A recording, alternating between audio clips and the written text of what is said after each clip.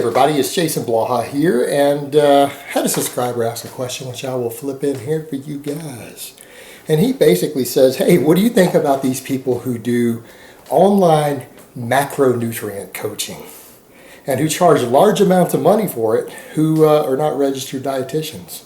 So let me put on my +5 hat of weaponsmithing, do a little bit of crafting, and let's talk about this. All right, this is an interesting one. Particularly with them not being registered dietitians, because I have a lot of different countries in my audience. In some of your countries, that might not actually be legal for them to do, so just pointing that out. Now, assuming it's legal, this is a topic we really need to get into, because I know some of the viewers out there, they'll note it would actually be illegal for them to do that in your country without being a registered dietitian. So, the people who are doing macronutrient coaching, for people who don't understand that that's not the same as a contest prep, prepping someone for a full contest of some type that usually involves your diet is a very different specialty. Some people charge a lot for that. Some people are very reasonable for that. That is a little bit different of an endeavor.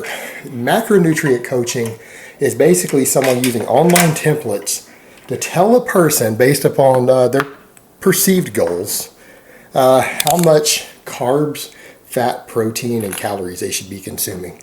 And oftentimes giving them as often as daily updates, weekly updates, whatever it is based upon their specific needs.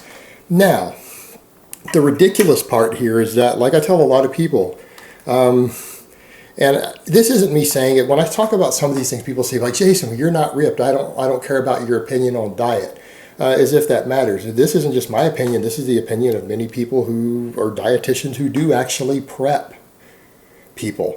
All right, this is the opinion of people who actually are dietitians, who have advanced degrees, who I've interacted with, discussed things with, read what they have to say on it, who actually do even help athletes with various meal plans, and who even help athletes prep sometimes for bodybuilding and bikini shows or physique competitors.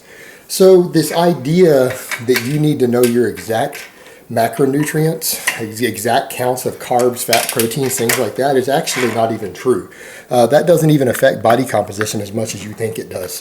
Meaning the ones that I've seen usually don't even have people eat exact macros. Some of these guys who actually have many successful physique competitors as their clients don't even prescribe specific numbers on these. And some people are going to be like, what? Meaning they prescribe ranges. They give them entire ranges. I've seen people like this say, okay, and again, these are oftentimes actual dietitians, or at least have a degree in the field, if they haven't gone through the internship and everything required to be a registered dietitian, which is, again, it's its own thing. It's kind of like someone who has a medical degree versus someone who's an actual medical doctor. There's a difference. But oftentimes they will say, okay, here's your minimum amount of protein you need for what we're doing. Here's your minimum amount of fat, and I want you to eat this many calories. Which basically means fill the rest of your calories kind of however you want. I'd recommend you lean heavy towards carbs. But based on your personal satiety and energy, you can fill them kind of however you want. Because they know that people's weight gain and weight loss is calories in, calories out. They give them a minimum protein intake to make sure that they're getting enough protein to either gain muscle or to hold on to muscle when they're losing weight. They want to give them just enough fat to make sure they're getting keeping all their hormone levels up, particularly if they're drug-free. Making sure they're producing enough of their various sex hormones and they're not developing vitamin deficiencies. All right, and so they'll give them minimums, and then the rest of their calories, which should be as much as 50 or 60% of their total calories, is totally discretionary. They're like, just fill them however you want. Just make sure you get this much fat with this much protein. And but you should probably fill the rest with pretty carb heavy, but whatever. You don't need to track it exactly. And these are some of the best out there. These are people who are oftentimes actually understand the field and have advanced degrees in it, who also prep these physique competitors. Now, if they can get these people to that point without even counting exact macros, they're literally like, yeah, I mean, my client with that numbers, if they post their logs and we do count it, they might have 200 grams of carbs, 400 grams of carbs on different days. It's just kind of loose, whatever. As long as their calories are hit and they hit their other minimums, it's all good. They actually look at it like that. That's how inexact it could be. They could literally eat double the amount of carbs one day versus the next and still stay within their total recommendations without changing them. So stop and think about that for a minute. And yet all these people, they want to actually coach macronutrients. Like they want to actually have you count all your macros and track this. And oftentimes it's not for a contest prep. We're talking about people who just want to lose weight or gain muscle, who actually think that they need to track their actual macros that closely. And the scary part is, you know what? Any person could get their own loose data. You could go to the internet and track and figure this stuff out yourself. You could figure out your rough maintenance calories and how many calories you need to gain or lose weight. You could figure out for yourself, I probably need, about this much protein. You could look up guidelines online yourself in 5 minutes. I give out guidelines on this. And, I need at least this much protein. If I want to gain muscle, I need at least this much if I'm losing weight and I want to keep my muscle. All right, it's not that hard. It's actually 1 to 1.6 grams of protein per kilogram of body weight to gain muscle when you're trying to gain weight and muscle. And you need usually a 1.5 to 2 grams of protein per kilogram of body weight to hold on to muscle when you're losing weight. All right, that's it. You just be in that range somewhere, you'll be fine. And put yourself in a calorie deficit and don't drop your fat too low. I mean, a fairly low fat diet can be useful. Just, make sure you're getting your essential fats in. They could literally look this up themselves and do their own numbers. And on top of that, it's not like your exact macros matter that much. When we're talking about differences in body composition based upon, did you put this last 200 calories in carbs versus fat? You're not going to see a noticeable difference on the scale from that. You're not going to see a noticeable difference in the mirror from that. All right, it matters a little bit, but not that much. Not so much that it's going to be a largely measurable difference. And yet, and anybody could do these calculations themselves. Anybody could look this stuff up, and in 30 minutes of research could totally do this all by themselves. All right, it's not that complicated. But then you have these people who want to over-convolute it and actually convince people that eating specific amounts of grams of carbs is going to be dramatically different as long as your total calories are the same. That they really have these people believing so much that eating 350 grams of carbs versus 300 will actually make a difference in your body fat levels on the same amount of calories. All right? It's not actually, it doesn't. There's no truth to that. They think that they need to know these exact grams, and here's the scary part.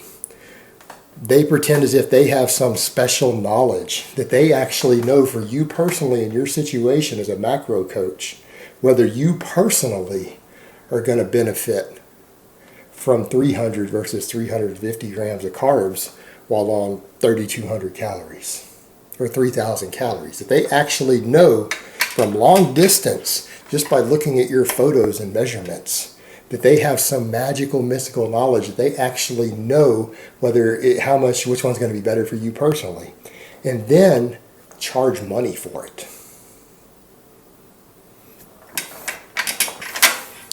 So these are people who are actually pretending like something that doesn't actually matter noticeably, that it does, and that they have a mystical, magical knowledge to tell from long distance looking through a computer screen for you. For you, which one is better. And then if you pay them money, they'll tell you. When they actually, not only does it not matter that much, these aren't even people who are educated really in the topic. These aren't people who've even studied this topic. They didn't study it in school. They don't have usually a nutrition degree. They don't even, they're not a registered dietitian. There are a couple fitness people out here who have nutrition degrees. There are some of them out there in the field, but interestingly enough, I don't see those people prescribing specific macronutrient numbers down to the gram. They all give big ranges and just say, fall somewhere in there, you'll be fine. So why is it that the people who are successfully coaching even physique competitors who actually do have a formal background in nutrition, their people can get their results with big loose ranges, not even specific numbers, but people who just do this coaching, who oftentimes are doing this for people who are just trying to gain or lose weight, their people require specific numbers. And people pay for this. I mean, you talk about a fucking con. And people need to understand there's a difference between a full competition prep coach versus just someone who's a macronutrient coach, because sometimes people need coaches to help them in a competitive environment, okay? There is something to that. Coaching in a competitive environment so that a competitor can focus upon their training and their practice and everything else, is they can focus on that instead of having to crunch numbers or worry about their diet sometimes, or all of the fine details. They let someone else do the fine details and the thinking who has a lot of experience with it. I understand that. That's coaching in a competitive environment.